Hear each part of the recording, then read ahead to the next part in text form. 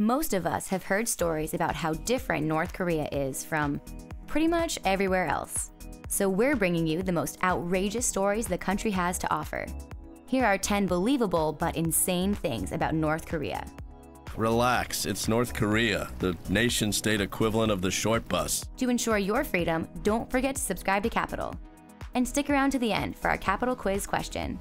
Make sure to watch closely and comment below for a chance to be featured in an upcoming video. Meth. In North Korea, people take meth like we drink coffee. International observers report that up to half the population is addicted to the drug.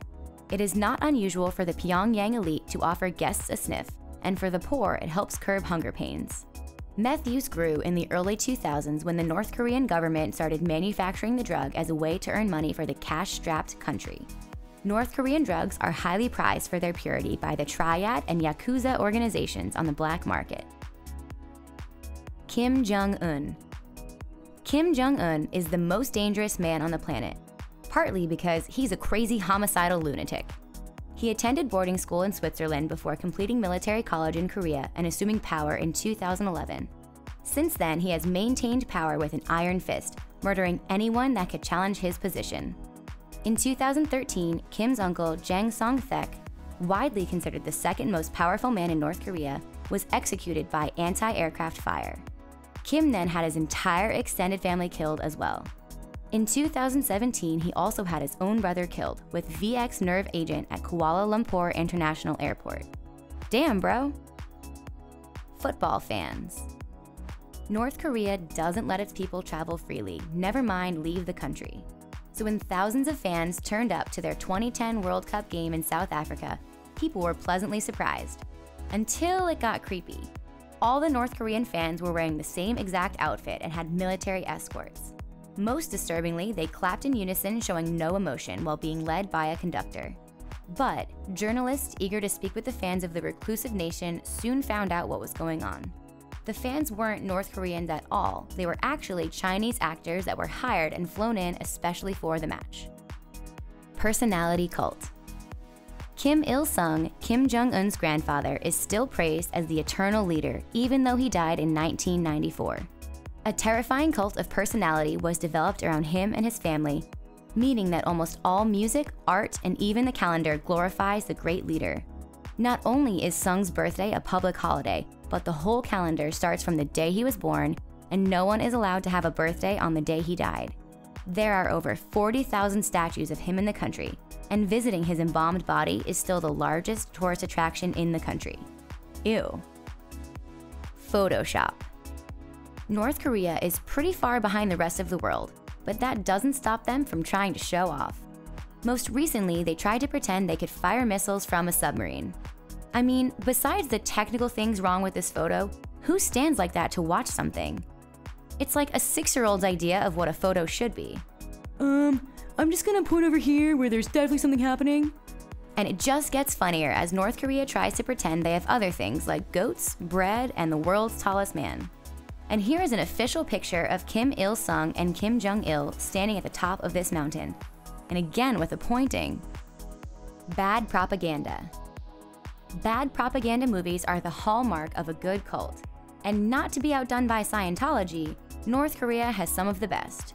Set to harsh voiceovers and patriotic music, the videos always seem to start with tanks and rockets achieving erection, followed by rocket fire. Much rockets, such wow. What are they firing at? We don't know, and I don't think it's supposed to matter. The money shot is almost always a laughably bad clip of a bomb going off in an American city. It makes you realize that even their special effects abilities are still 30 years behind us. I mean, Terminator 2 came out in 1991, and it looks way better than that. Space exploration.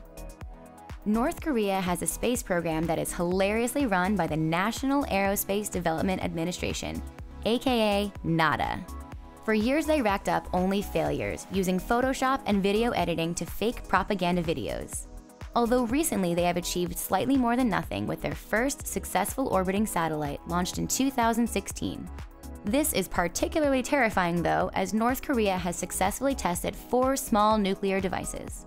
Oh yeah, and the country is run by a lunatic. The accordion. The accordion is the most popular instrument in North Korea, often called the people's instrument, as it is portable enough to carry along on a day of voluntary hard labor in the fields. All teachers are required to learn the shrieking instrument, better known in the West as a prop of ridicule. This is the worst thing I've learned about North Korea. The starvation, the killings, the controlling government are all bad enough. But then the entire time they're forced to listen to accordion music? Kill me. Hotel Regan. Hotel Regan is one of the ugliest and definitely the most useless hotels in the world. This 105-story skyscraper was planned as the world's tallest building in 1986, and it would have been if it had opened on time 3 years later. But the building wasn't topped out until 1992, and then construction halted for over a decade. In 2008, construction resumed, completing the exterior but never finishing or opening the interior of the building. It now holds the record for the world's tallest unoccupied building. Unicorns. In 2012, the Korean Central News Agency announced that they had discovered a unicorn's lair in Pyongyang. Apparently, it was discovered by archaeologists from the Academy of Social Sciences at North Korea's History Institute. The report claims to confirm that it is the lair of the unicorn ridden by the ancient king Tanmyeong, the country's ruler in the 3rd century. Koreans are excited as this news seems to confirm that Pyongyang is the capital of both the current country and the ancient kingdom. This is fucking ridiculous. Oh, North Korea. And now our capital quiz question. Who is the only American celebrity to have been invited to North Korea? Answer in the comments below, and the best answer will be pinned to the top and featured in an upcoming video. Don't forget to check out our other videos. And while you're still here, be sure to click subscribe so you never miss a minute from Capital.